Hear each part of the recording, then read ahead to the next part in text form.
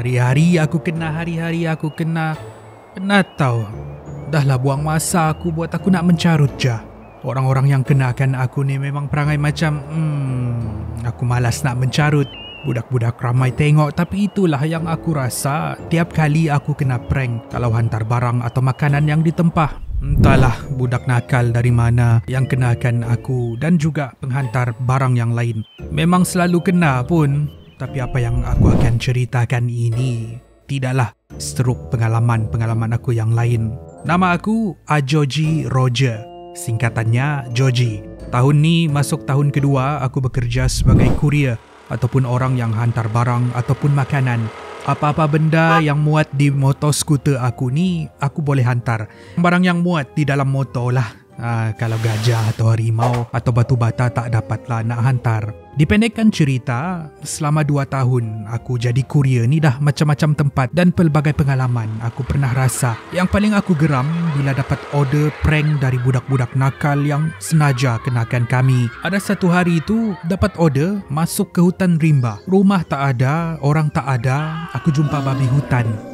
Sekali aku tengok babi ni dah terbayang-bayang orang yang prank ni. Aku pun lintang pukang keluar dari hutan tu. Pernah lagi satu kali aku hantar ke sebuah rumah banglo berusang. Macam biasa bila sampai ke depan rumah, aku tengok-tengok kalau rumah Islam ke atau rumah bukan Islam. Aku bagi salam. Tapi yang menjawab salam ni bukan dari dalam rumah. Yang menjawab salam dari atas pokok. Pontianak. Aku apalagi kelang kabut reverse motor sampai masuk longkang motor aku. Rupa-rupanya rumah tu dah 10 tahun kosong dan memang sebuah rumah berhantu. Tapi tak apa, itulah lumrah kerja, selagi boleh hadap, aku hadap. Tapi insiden yang aku akan ceritakan ini, macam aku kata tadi, tak aku dapat lupakan sampai bila-bila. Begini cerita dia. Tidak beberapa lama dulu, aku ada dapat satu tempahan untuk menghantar barang ke sebuah kawasan perumahan. Awal-awal tu, aku memang rasa tak sedap hati sebab kawasan perumahan ni aku tak kenal. Aku rasa nak reject je. Tapi memandangkan hari tu tak banyak tempahan pun dan terima je lah. Bila aku tiba ke pejabat kurier nak ambil barang, ada seorang pekerja yang bernama Laila menyambut aku. Di hadapan Laila ada sebuah kotak yang tertulis nombor 31. Sebelum aku ambil barang tu, Laila tanya. Katanya, "Joji, kau betul ke nak hantar barang ni? Sebab alamat ni macam ganjil lah. Sebelum ni dah 3 orang reject tak nak hantar barang ni." Aku terdiam bila Laila kata macam tu. Aku kata tak apa, kalau prank lagi aku pasrah je lah Laila. Laila memandang aku dengan satu pandangan yang sangat serius. Kotak tu masih lagi di depan meja dia. Dia kata, "Joji, sebelum tu ada sesuatu yang kau perlu tahu. Barang ni dah lama di sini tau, dah masuk 3 minggu. Penghantar dah bayar barang dia ni. Bayar mahal pula tu, premium. Tapi semasa barang ni dihantar 3 minggu yang lalu, ada sesuatu yang terjadi dengan kurier tu. Nama dia Karim. Mungkin kau kenal. Masa ni aku yang berdiri di depan kaunter dah meremang bulu roma." Aku tanya Laila, Karim? Aku kenal tu, dah lama tak dengar cerita. Dia pergi mana Laila kata, Karim tak dapat dihubungi sehingga hari ini. Dan barang yang sepatutnya dia hantar tu, barang ni kami jumpa di depan pintu pejabat. Keesokan harinya, menurut cerita kurier lain, Karim hilang tanpa jejak. Tapi itulah masalahnya, barang ni kami tak dapat kembalikan dengan penghantar sebab alamat penghantar tidak ditemui di mana-mana. Aku bila dengar Laila kata macam tu, aku tak tahu nak rasa apa. Rasa terkejut, seram, takut, keliru, semua bercampur baur. Sedar tak sedar, dengan perasaan berdebar, aku hanya mendiamkan diri. Aku ambil kotak yang berada di depan Laila tu, aku keluar dari pejabat dan memulakan perjalanan ke alamat yang diberi, iaitu di sebuah kawasan perumahan berbukit. Pada masa yang sama, Laila hanya melihat aku berlalu keluar dari pejabat dan berlalu pergi. Di dalam perjalanan, otak aku kosong. Ibarat aku terpukau. Aku terpukau oleh sesuatu untuk tidak menghiraukan apa yang Laila baru ceritakan tadi. Tapi hati aku ni masih rasa berdebar tau. Ada ketika bermain di dalam fikiran aku, apa benda yang Laila ceritakan tadi? Kurier yang hantar barang ni, si Karim, hilang 3 minggu lalu. Dia pergi mana? Apa yang jadi dengan dia? Dah beberapa kali aku nak patah balik dan pulangkan barang ni, tapi entahlah, aku masih juga teruskan perjalanan mencari kawasan perumahan. Alamat tu membawa aku naik ke sebuah kawasan berbukit. Semput jugalah skuter aku ni nak naik, sehinggalah aku tiba ke sebuah lorong kecil. Tidak beberapa jauh dari lorong tu, aku boleh nampak banyak rumah-rumah yang berada di dalam. Aku berhentikan motor dan semak semula alamat di kotak yang aku bawa tu. Ada dalam 5 minit juga aku di depan lorong tu berdebat dengan diri sendiri.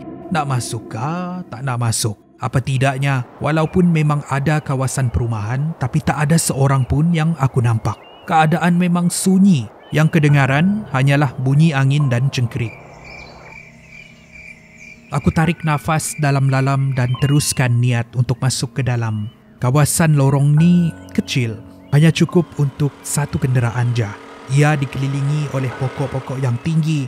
Niat aku tak nak lama di situ.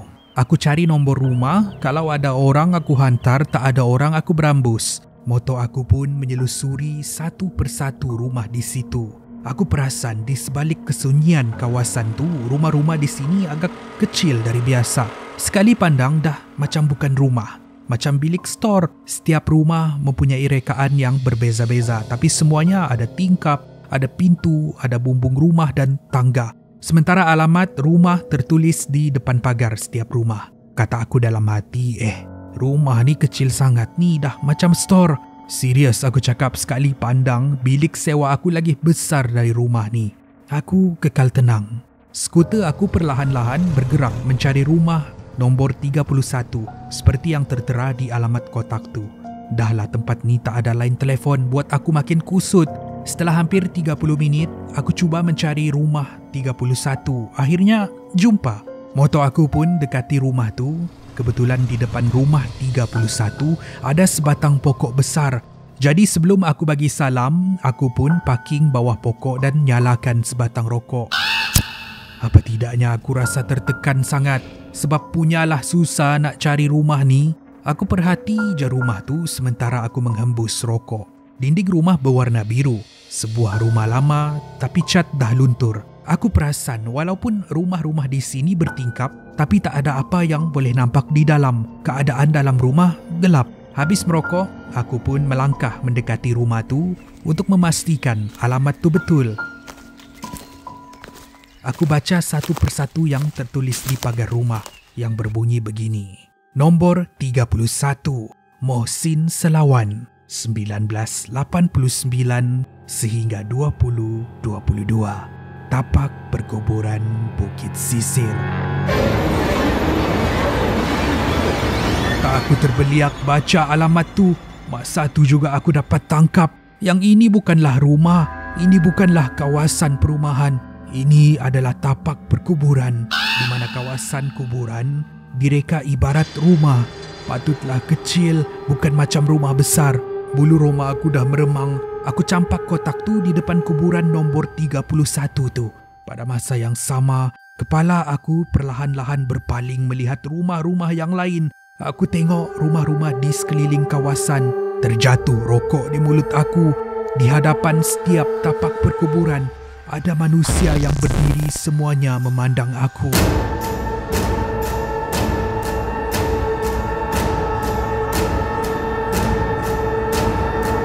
Tiba-tiba aku terdengar satu suara yang tidak bermaya datang dari arah belakang yang berbunyi, "Joji, Joji." Aku toleh perlahan-lahan dan aku melihat kelibat seorang lelaki. Aku tenung wajah dia. Itu adalah Karim, kurier yang dikatakan hilang 3 minggu yang lalu. Wajahnya lemah, tidak bermaya. Badannya bongkok mendekati aku. Katanya lemah, "Joji, tolong aku Joji." Aku terkejut, badan aku tergetar dan bertanya, "Karim, apa kau buat di sini?" Aku perasan badan Karim terhuyung-hayang mahu rebah ke tanah. Aku melangkah mendekati Karim dan menyambut tubuh badan Karim sebelum ia terhempap. Karim dah nyawa-nyawa ikan, bibirnya pucat, matanya terbuka layu melihat aku. Katanya merayu, "Joji, bawa aku keluar dari sini, Joji." Aku apalagi, aku papah Karim naik ke atas skuter dan memecut keluar. Pada masa yang sama, aku perasan orang-orang yang berdiri di setiap kuburan memandang kami yang kelang kabut melarikan diri. Aku pusing throttle motor, aku tak tahu kami ke mana. Yang aku tahu kami kena keluar daripada situ. Jalan tu betul ke tidak? Tak kisah. Yang penting aku memecut ke depan. Kalau boleh terus terjun dari bukit tu ke bawah, aku akan terjun. Tapi mujurlah, jalan yang aku ambil memecut motor skuter aku tu membawa kami keluar ke jalan utama. Benda pertama yang aku terfikir untuk membawa Karim ke hospital yang berdekatan. Di sana, Karim menerima rawatan. Aku kemudian laporkan ini semua dengan pejabat kurier dan diorang cadangkan aku buat laporan polis. Rupa-rupanya, Karim memang dah disahkan hilang 3 minggu lalu selepas dia menghantar kotak yang bertulis nombor 31 tu. Tak sangka pula dia tersesat di situ hampir 3 minggu. Tapi kisah ni tidak berhenti di situ. Apa yang lebih menyeramkan, keesokan harinya aku dihubungi Laila. Katanya kotak yang aku campak di depan kuburan tu kembali ke pejabat mereka di depan pintu. Gila, kenapa kotak tu kembali ke sana? Sejujurnya aku tak mahu tahu dan tak mahu terlibat.